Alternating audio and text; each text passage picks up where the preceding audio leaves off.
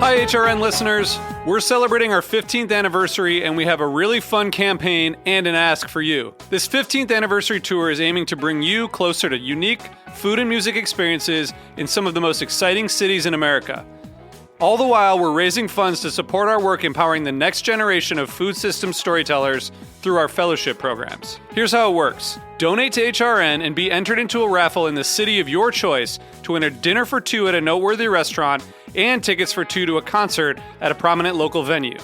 We have incredible partners in New York, Los Angeles, Philadelphia, Nashville, Las Vegas, Charleston, Asheville, and Ardmore, Pennsylvania, who have donated a meal for two and two tickets to a concert of the winner's choice. And all donations help fund our fellowship programs, where we're helping to build essential workforce readiness skills and food system storytelling skills. Check out heritageradionetwork.org/15 to donate and enter to win today. That's heritageradionetwork.org/15. Thank you. If your food media diet is fueled by HRN, become a monthly donor today.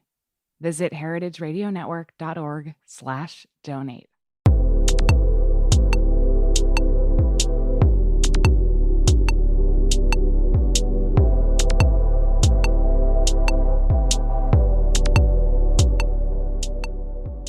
Hello, welcome to Japan Eats. I'm your host Akiko Katayama, a food writer and the director of the New York Japanese Culinary Academy, which promotes a deep understanding of Japanese cuisine in America. This show is all about Japanese food and food culture. We see sushi at every day on the supermarket, but what is beyond sushi? We hear dashi, ramen, izakaya, but what exactly are they? Japanese food is still a mystery for many people, and I try to demystify it in this program with my good guests. And my guest today is Kazuhiro Sakurai, the fourth generation and CEO of Asahi Shiso, which is the maker of Dassai sake. You may have heard of Dassai because you can find it in many bars and restaurants worldwide. Also, Dassai has appeared at important events. For example, when Barak Obama visited Japan in 2014, Prime Minister Shinzo Abe gifted Dassai sake to the US president. And Dassai's success didn't happen overnight. Kazuhiro and his father Hiroshi Sakurai shifted the corporate philosophy drastically, and since then, their new innovative approach to sake production has inspired the entire industry. So today we'll discuss why Kazuhiro decided to join his family business, despite his earlier decision not to, and the unique philosophy behind the Dassai sake, Dassai's upcoming sake brewery in New York, why Kazuhiro opened the Dassai tasting space with the late chef Joel Robuchon in Paris, and much, much more. But before we start, Japan Eats is available on the Heritage Radio Network website, as well as on iTunes, Stitcher, and Spotify as a podcast. So please go to iTunes, Stitcher, and Spotify, whichever you listen to, and subscribe to Japan Eats. And please write a review. We really appreciate your feedback. And I have a quick announcement. Heritage Radio Network, or HRN, has just revealed a new cool logo. It's a unique logo with a creative use of negative space, and we are very proud of it. And our website has been also renewed and even easier to navigate. So please go visit heritageradionetwork.org and check them out. Also, when you visit our website, please consider becoming a member. HRN is a not-for-profit organization, and we are in the middle of the summer fundraiser. We need your help to continue a weekly production of Japan Eats and 40 other shows. So please click on Support HRN on HRN website and become a member. Thank you so much for considering it. And thank you for being great listeners. So thank you. So let's start a conversation with Kazuhiro Sakurai. Hello, Kazuhiro-san. Welcome to the show. Hello, Akiko-san. I'm very excited to have you. You are really a very important person for the sake industry, and it's not just in Japan, but globally. So first of all, where are you from, and what did you eat when you grew up? Yes, I was born in a small village deep in the mountain at Yamaguchi Prefecture. It's in the east of Japan. That's where our sake brewery is located. And I grew up there. At my childhood, my mother cooked dinner for the sake brewers. The sake brewers work in our brewery, and my mom cooked for them, and I ate with them. I remember Wow. that most of the meals were seafood, such as sashimi, for all the brewers. So that means you grew up in a very decadent environment. You ate sashimi and maybe you sipped some nice sake to taste when you were Yes, younger. everything goes well with sake. Right. And so you're the fourth generation of Masai Shuzo, which produced Dassai, like as I said earlier. So when did you join the family business and why? Yes, I graduated from university 20 years ago, and I actually had no intention of joining the family business at that time. Therefore, I was working at another job. But after drinking sake made at my own brewery at one restaurant in Tokyo, then I felt that my sake, had a future. And I went back to my family, my sake brewery 16 years ago. Wow. So it's funny, right? Unless you leave, you didn't realize how great your family's sake was. So, yeah, that was an interesting discovery. But it's just fascinating. I mean, what if you didn't have that sake, right? You probably did something else. So, all right. So, what is the history of your company, Asahi Shuzo? Our sake brewery has a history of about 240 years. And about 7 years ago, the Sakurai family, my family, took over the business from another family. And now I am the fourth generation. Right. And I heard that Asahi Shuzo has transformed itself dramatically from a small brewery with 10 employees to one of the most successful sake product producers in Japan with over 200 employees now. So, how did Asahi Shuzo manage to make such a dramatic change?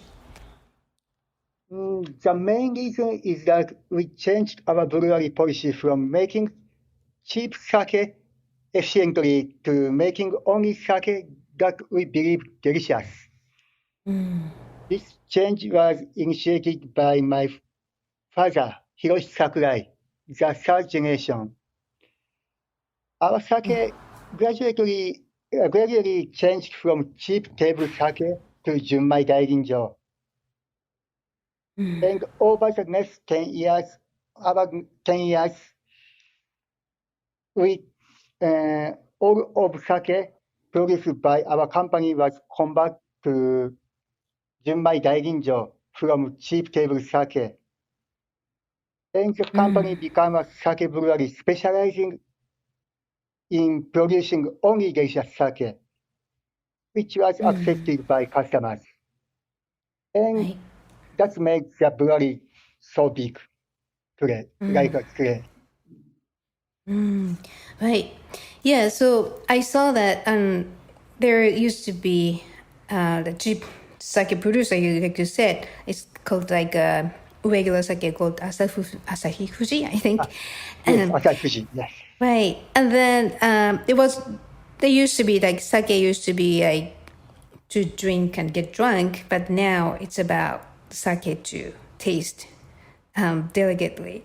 So Yes. yeah, it's amazing that you have very innovative products. So we're going to discuss shortly, but yeah. So another reason I think Dassai is everywhere in the world is that you really made efforts, and I heard that you spent a lot of time in New York to educate your potential customers by splitting your time in the U.S. and Japan. So. How long did you work in New York, and what did you learn from the experience? Yeah, I spent about 3 or 4 years traveling back and forth between Japan and New York every other month. Wow. So 1 month in New York, so 1 month in Japan, and studying making sake.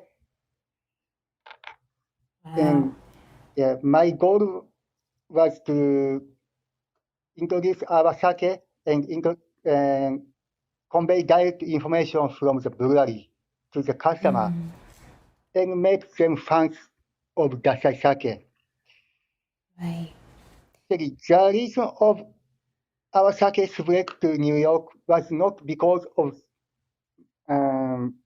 my sales force power, but because the customers who became fans of Dassai, then they spread the sake to many other places.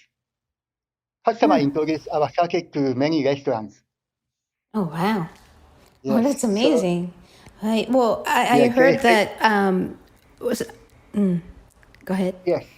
Sorry. They are the Yep. very big supporter. They were very big supporters for us.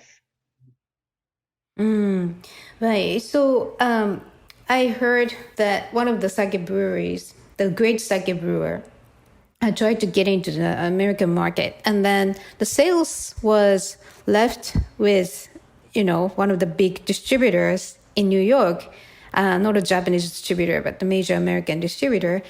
And because the sake is not so well known, and then it's such a big company, the company really struggled to sell sake to actually penetrate into the American market. So having you personally as a salesperson and owner of the brewery, it's just an amazing investment. And I think not many breweries has done it before. So it's such a forward-minded brewery as Shinzo is. It's very impressive. Yes, most of breweries don't.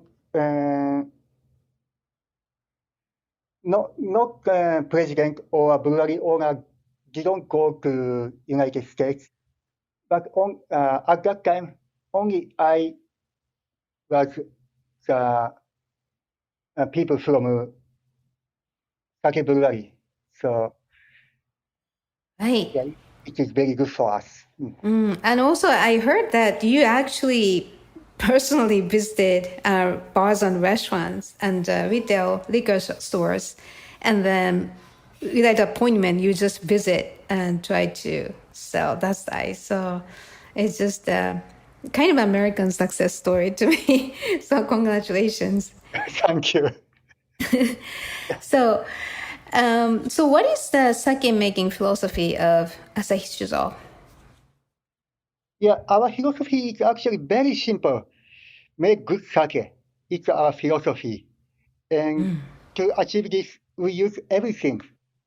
So whether it's the latest machines or traditional hand techniques, we use both to make good sake. Right.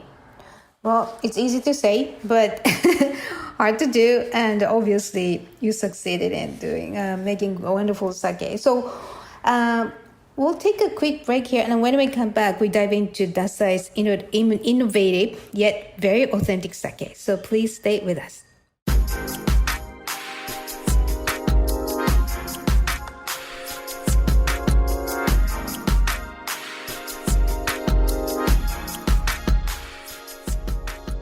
Hey, this is Hannah, HRN's program manager. You may have noticed that we have a whole new look.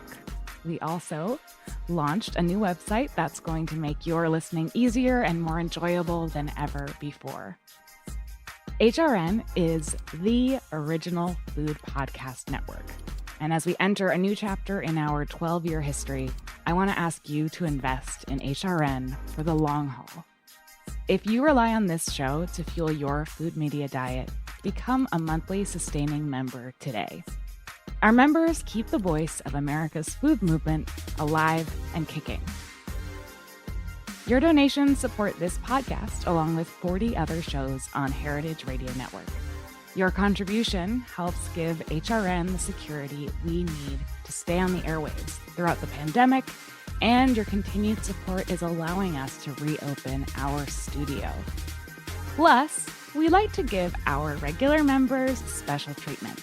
So sign up to become a monthly donor and get access to our secret menu, We've gathered together exclusive discounts and offers from some of your favorite food and beverage brands. So you get to enjoy insider pricing on goods that will ship right to your door. Join our community of monthly donors, and special deals will come your way throughout the summer. So can you make a gift of $5 or $10 a month?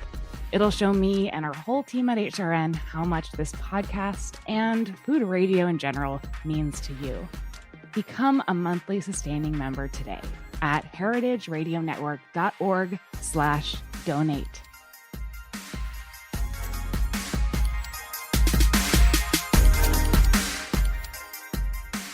Welcome back. You're listening to Japan Eats.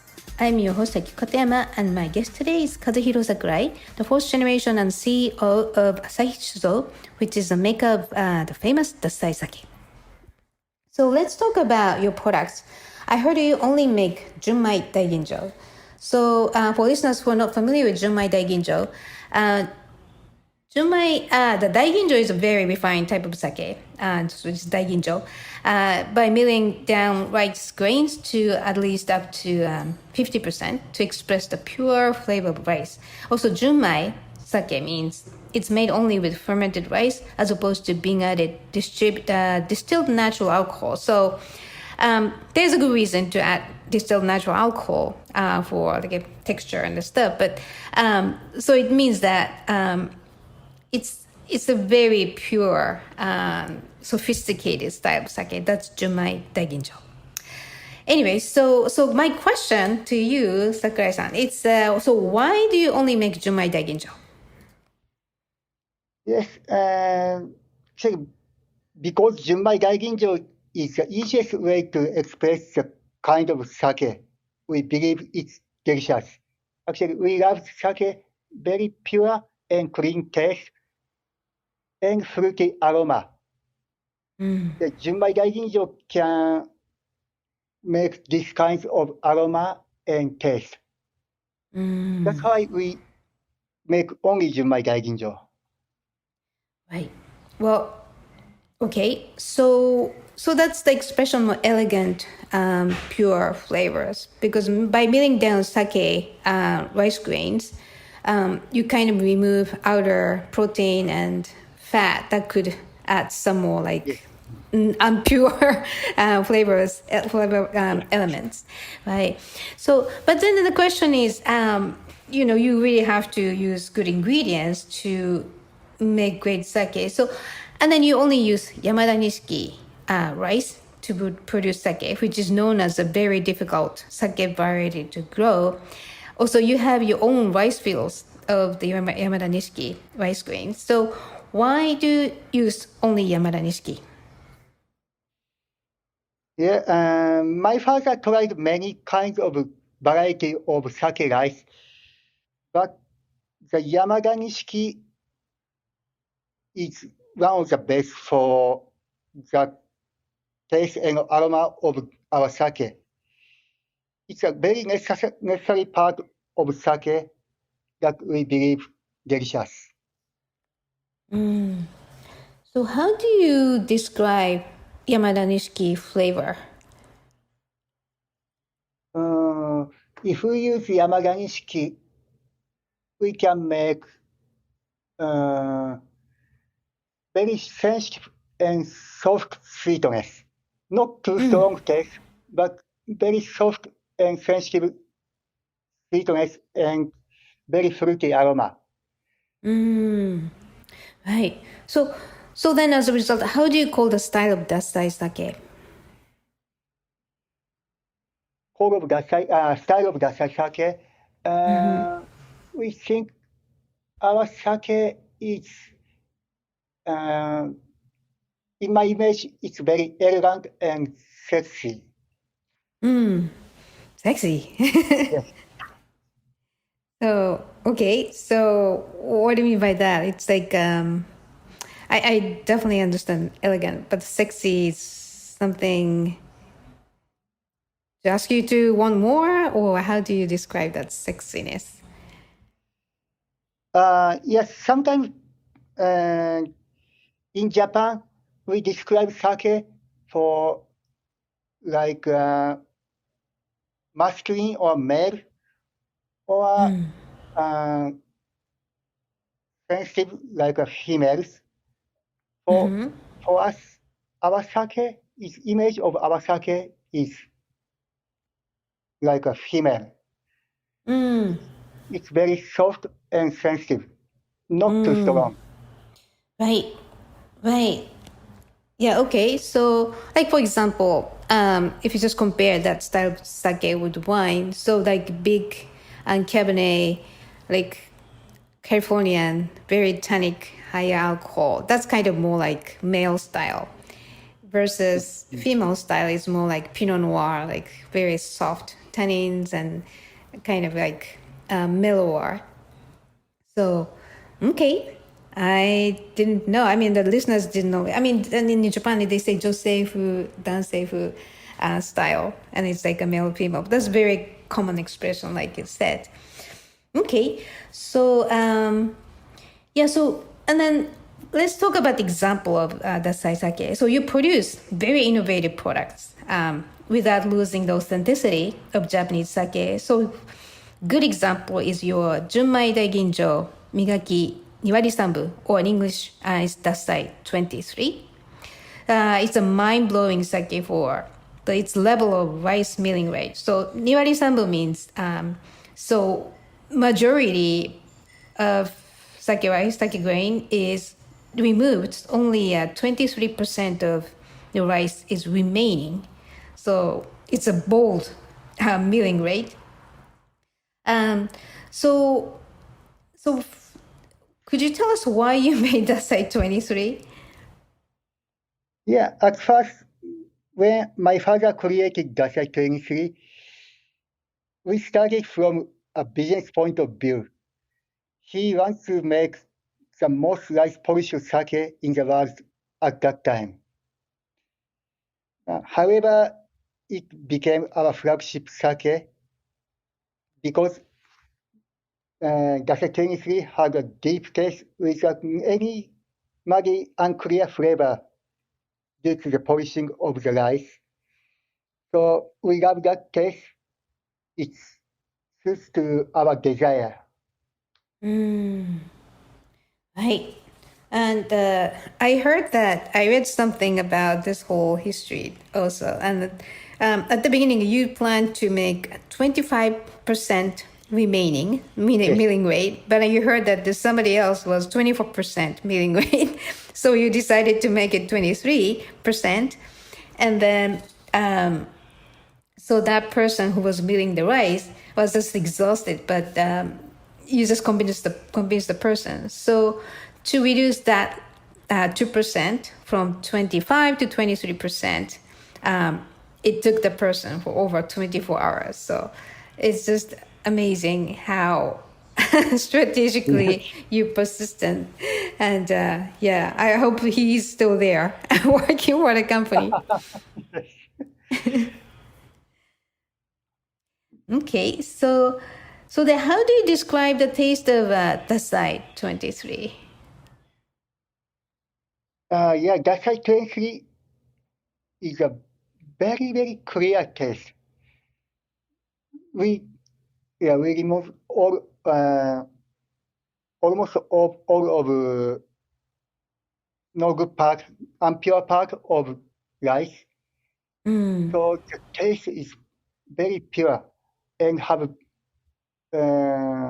sensitive sweetness, but it's long finish. Because you can feel the sweetness very long time, but not strong. That's the opposite of what you'd expect, right? Because almost like nothing less. It's only the good starch of rice in the middle of the rice. So you would think that it's going to disappear, very quick finish, but then it lasts longer. So that's very magical. Okay, so for listeners who are not familiar with like very lower milling rate sake, you taste definitely like riciness on your nose. But I tasted Dassai 23. It's so clean and elegant, and it's kind of magically addictive too, because that subtlety. I want you to drink more and more. So that's Thank you. Very. Right. So another product that's very impressive is Dassai and Beyond. So could you tell us what it is and what's special about it? Yeah, actually, the name Dassai Beyond comes from the idea of going beyond the Dassai brand. Of course, Dassai 23, beyond the Dassai 23, and beyond the Dassai brand. Every time we make Beyond, actually, we try many styles of making sake and do logical experiments. And we make 2-3 batches a month, but every time we choose only one from them. Yes, only small part of them. And if we love this, if we recognize as the best quality, we will produce this sake as Dassai Beyond. Okay. So what is the Beyond part? What's the technical difference? Yes, the rice polishing ratio is less than 23%. But we try every time polish more and more. So every time we change the rice polishing ratio, and we every time change the brewing method to make the best, to find the best style for the quality or condition of rice. So we change every time for Right. Dassai Beyond. So it's really how much you can express the potential of Yamanadeshiki sake rice. Yes. Right. Okay. And I heard you use centrifuge to make some of your sake labels. So how does centrifuge contribute to the quality of sake technically? Yeah, we use centrifuge machine for pressing sake, separate sake leaf and clear sake. Mostly we use Yabuta pressing machine for separating sake leaf and sake. But by using centrifuge machine, we can extract the most delicate and pure flavor from the sake after fermentation. Right. So yes. So if So we use pressing machine, the power is sometimes too much, and we take too much taste, and sometimes it's not 100% pure. So we use we press only best part to take Dassai centrifuge by using centrifuge machine. right. Wow. So it's all about purity, how much you can purify the flavor of sake rice. I think Yes. that's all about. Yeah, if I was born as sake rice, I want to be processed by Dassai to become a sake. Okay, so I heard that also your sake production is based on highly digitized data, and it's the opposite of the traditional sake style. So, which relies heavily on the brewmaster's knowledge and experience for years and years. So, how do you compare these modern and the traditional style of sake production? Actually, we use both of technique, traditional technique and high-end technology. Actually, for us, neither modern sake brewing nor traditional sake brewing is the most important thing. For us, the only important goal is to make the most delicious sake. So we mix everything: data, experience, cutting-edge technology, and everything else. Right. Yeah, that's very important because I think what you do is very inspiring, but a Japanese tradition continues, and a majority of sake producers still, I mean, they have very forward-minded attitude now, but yeah, it's just I'm so glad that you combine the two, tradition and the modern technology. Okay, so Dassai's innovative mindset extends outside the bottle. So you collaborated with the late, very famous French chef Joel Robuchon, and in 2018 you opened Dassai Joel Robuchon in Paris. So what is the concept of Dassai Joel Robuchon, and why did you open it? Yeah, the purpose of creating this restaurant is to expand the possibility of sake. This restaurant is a collaboration with a great French chef, Monsieur Joel Robuchon. He loves our sake, and he contacted us to make a collaboration restaurant with him. And so naturally, you can enjoy the pairing of French cuisine and Dassai. Yeah, actually, in overseas market, people still have a strong image that sake is only drink with Japanese food. So, and we want to change that image. That's why we collaborate with Monsieur Joel Robuchon and pursue the possibility sake with food all over the world. Right.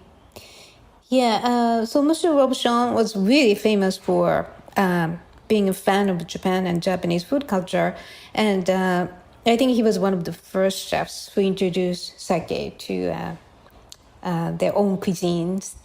Yeah, and then, so the Japanese sake has very distinctive umami elements, which is abundant in food. So I think it's a key component to pair food with Japanese sake versus, I mean, sometimes wines, I'm a big fan of wine, but acidity of white wine or tannins in red wine tend to be very challenging. So you have to be very careful in pairing food. But sake is very hard to fail, right? I can have like a bottle of sake and you almost can get away with any problems in food pairings. Yeah, especially vegetable food is very good with sake. Monsieur Joel Robuchon said that nowadays French cuisine use many variety of vegetables, and sometimes it's difficult to pair with wine. But sake is very good with pairing with vegetable food. Right. And nowadays, more people are more vegetarians and vegans. So I can see more sake to be drunk with those vegetable Yeah, dishes. we hope.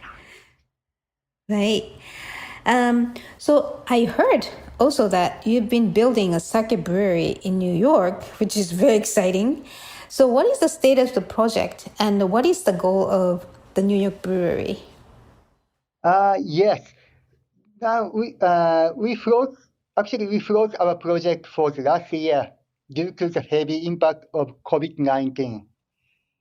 But we restart construction in June 2021 this year and last month, and start making sake maybe around the summer of 2022.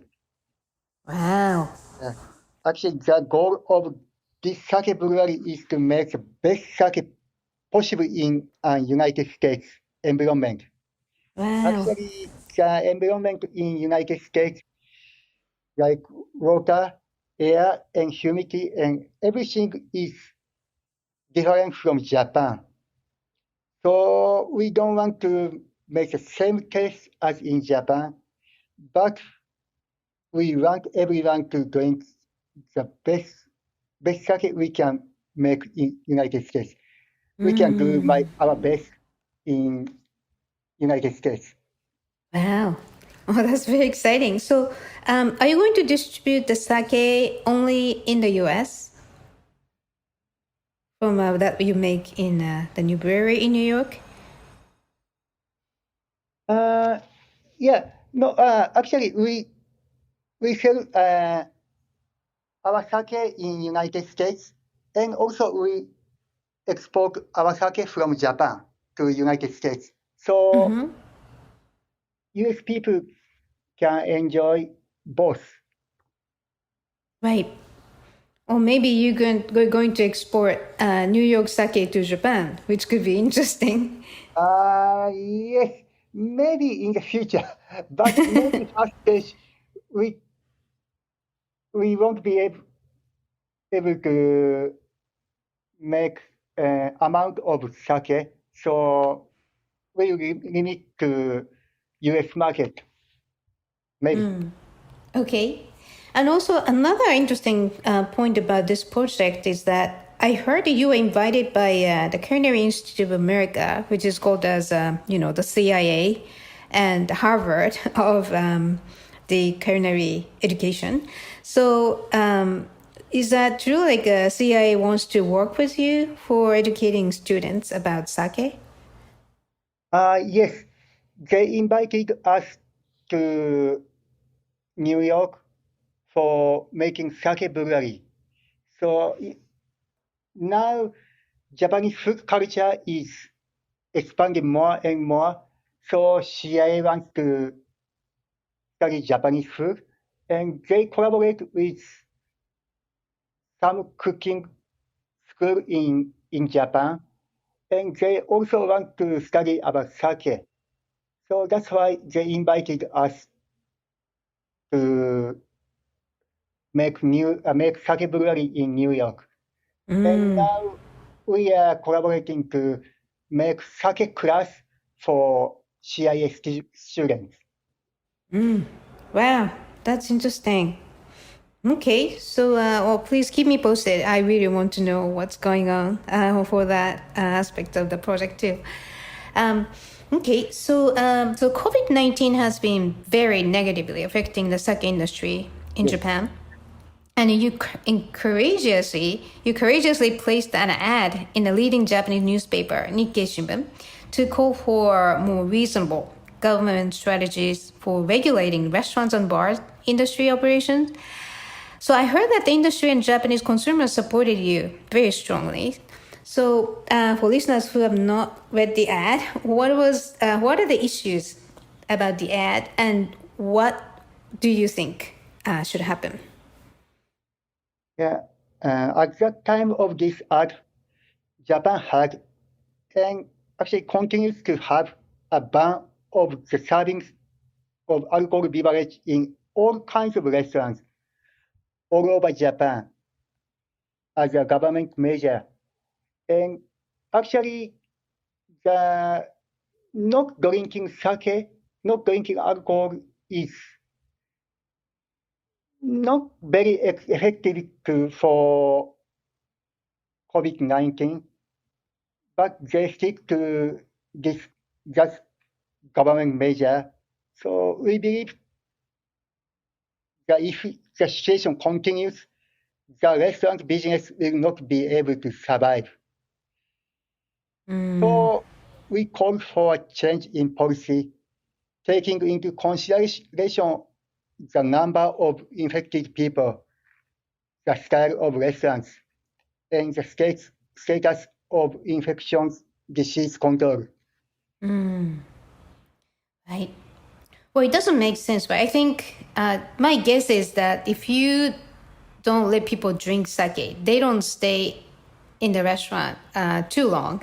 So they go home earlier so that they don't mingle too long and they don't spread the virus. But I heard that the data said restaurants and bars are not the big major source of COVID cases. Yes. So yeah, it's just frustrating. And also, I mean, there are many other different ways to control the spreading the cases. So, well, it's very frustrating from looking at what's happening in Japan from outside. But hopefully, Yeah. Yeah. We hope the situation will change. Right. And the vaccination is going pretty fast and well. So we'll see. So how have you been coping with the pandemic by yourself as a Shizo? Because it's not, the restaurants are closed, bars are closed, or like limited operations. So how are you doing? Yeah. Actually, um, our brewing amount uh, decreased. And last year we make 80% of the amount of last year. That is, the most big issue for us is we have to protect the rice farmers because we use very special sake rice, and only special rice farmers can make Yamaganishiki rice. But if we drop the amount of sake rice we were buying because we were producing less sake, if we do so, they could go bankrupt or stop growing rice. So we want to avoid such a situation. So we make various efforts to protect rice farmers, such as selling sake rice as food rice, eating rice, or using sake rice as a raw material for ethanol for hand sanitizer. We make we use many styles. We use Yamaganishi rice for many styles last year. Right. Well, yeah, like we discussed earlier, Yamada Nishiki is a very tricky rice and it's hard to grow. I think they tend to fall because they grow taller, something very difficult. Yes, it's very difficult to, yes. Right. And then not many, that for the reason, not many farmers wants to grow Yamada Nishiki, and that's why it's such a premium rice. So, yeah, so, well, I'm glad you are supporting farmers, but hopefully, really, this pandemic is going to end sometime soon because it's not very sustainable for you and for the farmers. So, but upside of this whole thing is that I heard from New York distributors, actually two of them told me that during the pandemic, American people started drinking sake at home more than before, which means that people now understand you can have good sake at more reasonable price. I mean, drinking sake at the restaurant is completely another level of experience, but there are two routes that you can get good sake. So hopefully, after this whole thing, people are gonna start drinking good sake. So that's my hope. Yeah, I think so. Many people start to buy sake from internet. So sometimes people who lives in not countryside, they can't have a chance to drink. They don't have a chance to drink good sake, but they can buy now. They can buy sake from internet. Good sake from internet. So it's very good chance for us. Right. Yeah, it's like living in New York. It's almost common that almost every single liquor shop carries one or two labels sake, but it's not the case in the majority of the country. For example, in the case of U.S. So, but speaking of, where can we buy Dassai sake outside Japan? Our main sales channels are liquor stores and high-end food supermarkets that are familiar with handling sake. And we don't sell not so many liquor stores, not so many supermarkets, because Junmai Daiginjo sake is very sensitive to high temperatures and sunlight. So it is important for us to explain them to how to store or how to control temperature or how to protect from sunlight. So Right. sometimes we don't sell to many supermarkets or many liquor stores. Right.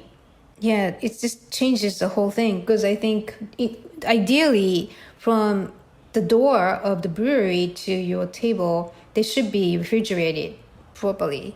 Yes. That's right. So, but I heard that you can, to get Dassai for listeners, we have like 190 countries, listeners in 190 countries, thanks to you, all the listeners. So right now, I heard Dassai is available in US and EU, China, Taiwan, Hong Kong, and so over 25 countries in the world. So that's amazing. Thank you.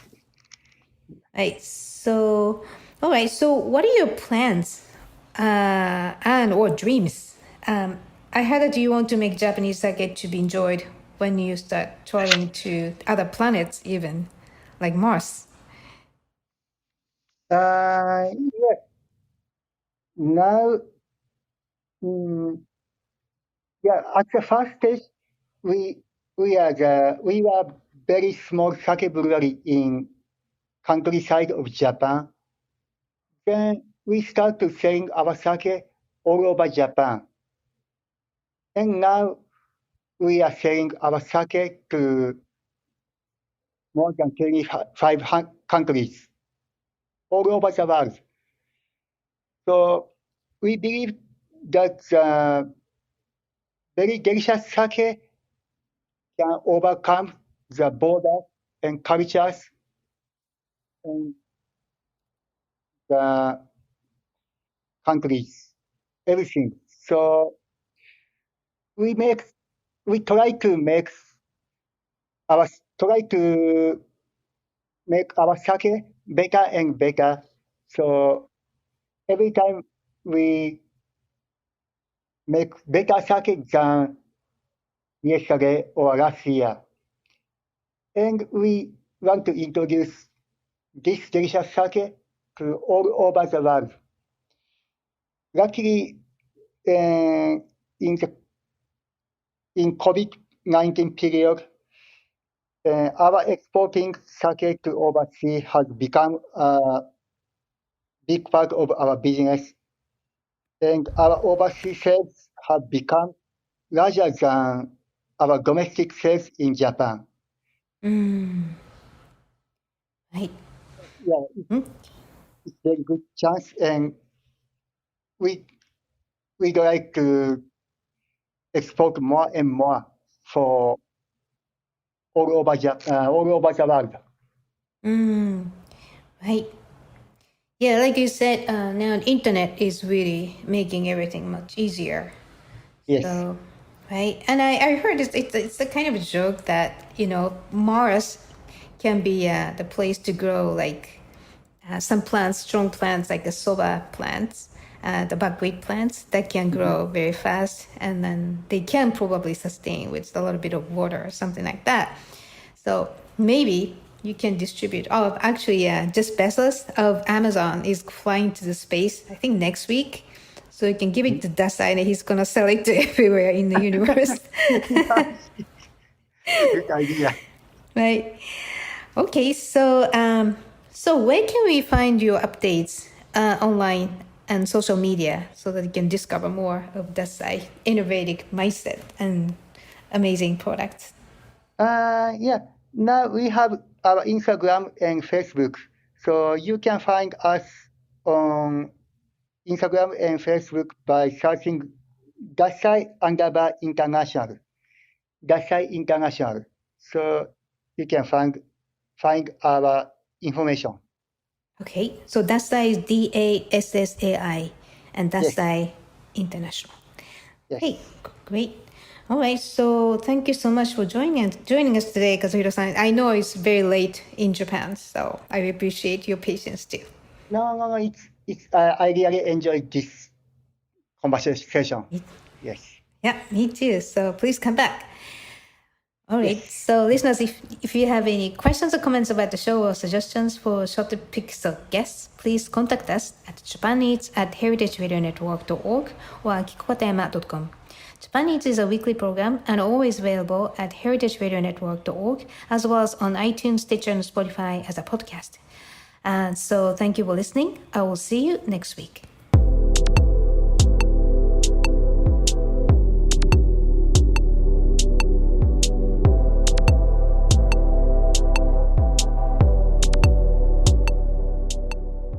Japan Eats is powered by Simplecast.